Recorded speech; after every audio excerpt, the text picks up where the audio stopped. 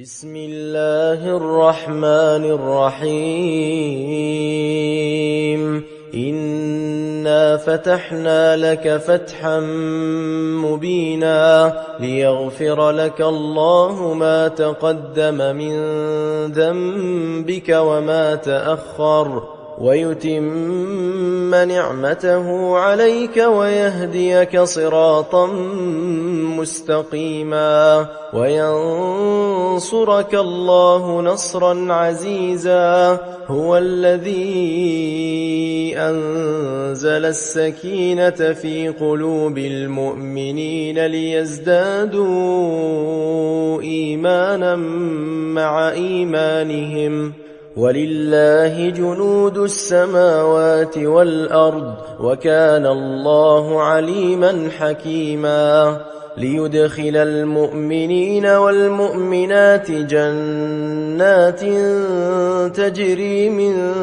تحتها الأنهار خالدين فيها ويكفر عنهم سيئاتهم وكان ذلك عند الله فوزا عظيما ويعذب المنافقين والمنافقات والمشركين والمشركات الظانين بالله ظن السوء عليهم دائرة السوء وغضب الله عليهم ولعنهم وأعد لهم جهنم وساءت مصيرا ولله جنود السماوات والأرض وكان الله عزيزا حكيما إنا أرسلناك شاهدا ومبشرا ونذيرا لتؤمنوا بالله ورسوله وتعزروه وتوقروه وتسبحوه بكرة وأصيلا إن الذين يبايعونك إنما يبايعون الله يد الله فوق أيديهم فمن نكث فإنما ينكث على نفسه ومن أوفى بما عاهد عليه الله فسيؤتيه أجرا عظيما سيقول لك المخلفون من الأعراب شغلتنا أموالنا وأهلنا فاستغفر لنا يقولون بألسنتهم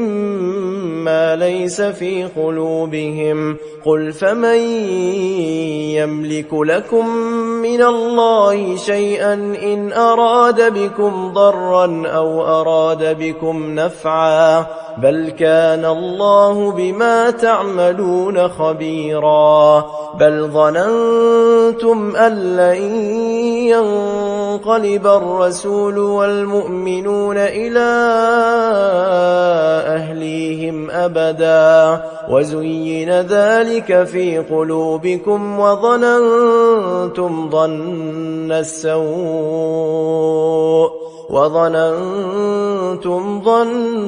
السوء وكنتم قوما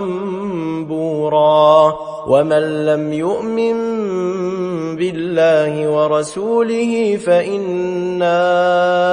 أعتدنا للكافرين سعيرا ولله ملك السماوات والأرض يغفر لمن يشاء ويعذب من يشاء وكان الله غفورا رحيما سيقول المخلفون إذا انطلقتم إلى مغانم لتأخذوها ذرونا نتبعكم يريدون أن يبدلوا كلام الله قل لن تتبعونا كذلكم قال الله من قبل فسيقولون بل تحسدوننا بل كانوا لا يفقهون إلا قليلا قل للمخلفين من الأعراب ستدعون إلى قوم أولي بأس شديد تقاتلونهم أو يسلمون فإن تطيعوا يؤتكم الله أجرا حسنا وإن تتولوا كما توليتم من قبل يعذبكم عذابا أليما ليس على الأعمى حرج ولا على الأعرج حرج ولا على المريض حرج ومن يطع الله ورسوله يدخله جنات تجري من تحتها الأنهار ومن يتولى يعذبه عذابا أليما لقد رضي الله عن المؤمنين إذ يبايعونك تحت الشجرة فعلم ما في قلوبهم فأنزل السكينة عليهم وأثابهم فتحا قريبا ومغانم كثيرة يأخذونها وكان الله عزيزا حكيما وعدكم الله مغانم كثيرة تأخذونها فعجل لكم هذه وكف أيدي الناس عنكم ولتكون آية للمؤمنين ويهديكم صراطا مستقيما وأخرى لم تقدروا عليها قد أحاط الله بها وكان الله على كل شيء قديرا ولو قاتلكم الذين كفروا لولوا الأدبار ثم لا يجدون وليا ولا نصيرا سنة الله التي قد خلت من قبل ولن تجد لسنة الله تبديلا وهو الذي كف أيديهم عنكم وأيديكم عنهم ببطن مكة من بعد أن أظفركم عليهم وكان الله بما تعملون بصيرا هم الذين كفروا وصدوكم عن المسجد الحرام والهدي معكوفا أن يبلغ محله ولولا رجال مؤمنون ونساء